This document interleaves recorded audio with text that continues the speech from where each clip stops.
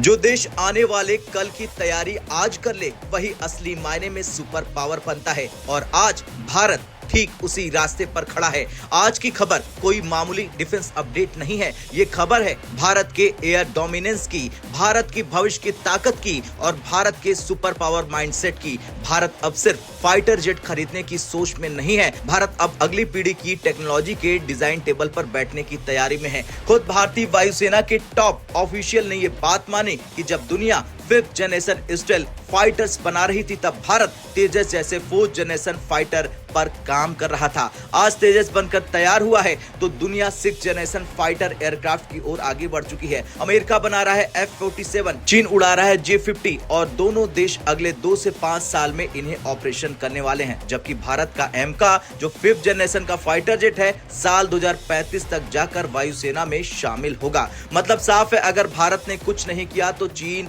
भारत से एक पूरी पीढ़ी आगे निकल जाएगा। भारतीय वायुसेना ऐसा दोबारा नहीं होने देना चाहती है। इंडियन एयरफोर्स का मानना है कि हम फिर से टेक्नोलॉजी के मामले में दुनिया के पीछे भागने वाले देश नहीं बन सकते हैं और यही वजह है कि अब भारत में खुलकर चर्चा हो रही है एमका के साथ साथ 6th जनरेशन फाइटर प्रोग्राम में एंट्री की जरूरत का। लेकिन सवाल उठता है कि 6th जनरेशन टेक्नोलॉजी भारत के साथ कौन शेयर करेगा? ये टेक्नोलॉजी बेहद हाईली क्लासिफाइड है। अमेरिका नहीं, वो किसी को नहीं देता है। रूस खुद 5th जनरेशन में अटका है। चीन रिवाइवल है, ऑप्शन ही नहीं है। तो फिर बचता है यूरोप और यहाँ भारत के पास 2 ऑफर है। पहला है FCAS, France, Germany, Spain. FCAS Europe का 6th जनरेशन प्रोग्राम है, लेकिन समस्या क्या है? तीनों देशों की जियोपॉलिटिक्स अलग है, आपसी टकराव है। पहले भी यूरो फाइटर टाइफून जैसे प्रोजेक्ट में देरी हुई, पार्ट सप्लाई का हमेशा खतरा रहता है, इसलिए FCAS भारत के लिए रिस्की ऑप्शन माना जा रहा है। दूसरा और रियल ऑप्शन है टेम्पेस्ट। अब आते हैं असली गेम चेंजर पर।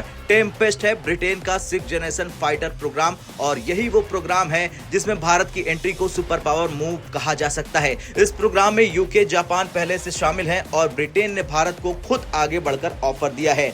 टेम्पेस्ट क्यों है इतना खास, ये जान लीजिए। क्योंकि इंजन पहले से इसका तैयार है। रोल्स रॉयस ने इसका इंजन बना लिया है जो F-47 से 20% ज्यादा पावरफुल है। दूसरा है टाइमलाइन रियलिस्टिक है। साल 2030 तक फर्स्ट फ्लाइट होगी, 2033 तक टेस्टिंग कंप्लीट हो जाएगा और 2035 तक इंडक्शन स्टार्ट हो जाएगा। मतलब जब एमका आएगा तब टेम्पेस्ट भी भारत के पास होगा अगर भारत ने ये ऑप्शन चुन लिया। अब टेम्पेस्ट का कुल बजट जान लीजिए, 60 से 65 बिलियन। लेकिन ये पूरा पैसा एक देश नहीं देगा। अगर भारत शामिल होता है तो UK plus Japan plus India खर्च 3 हिस्सों में बटेंगे। भारत का हिस्सा 20 से 22 बिलियन डॉलर होगा। अब तुलना कीजिए F-47 की तो वो 70 प्लस बिलियन डॉलर का है। FCAS 130 बिलियन डॉलर का है और टेम्पेस्ट आधे से कम कीमत में। और ये रास्ता इसलिए क्योंकि ब्रिटेन की असली ताकत BAE सिस्टम है। बहुत कम लोग जानते हैं कि अमेरिका का F-35 भले ही USA का हो, लेकिन उसका core design electronic sensors Britain की कंपनी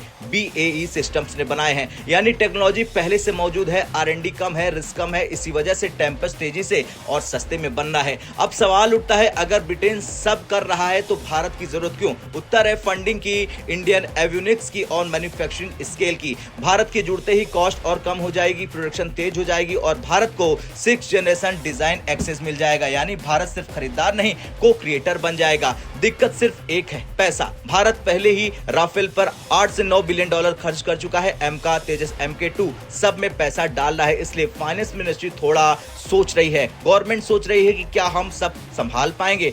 तो अब असली सवाल यह है कि 2035 में भारत क्या करना चाहता है? फिर से दुनिया के पीछे भागना या दुनिया के साथ खड़ा होना? टेम्पेस्ट में एंट्री सिर्फ फाइटर जेट नहीं, सुपर पावर माइंडसेट है। अब सरकार को फैसला करना है और आपसे पूछता हूं मैं कि आपकी क्या राय है? क्या भारत को एमका प्लस टेम्पेस्ट दोनों करने चाहिए या सिर्फ अपने दम पर आगे बढ़ना चाहिए? आपका जो कुछ कहना हो कमेंट कर अपनी राय जरूर दें।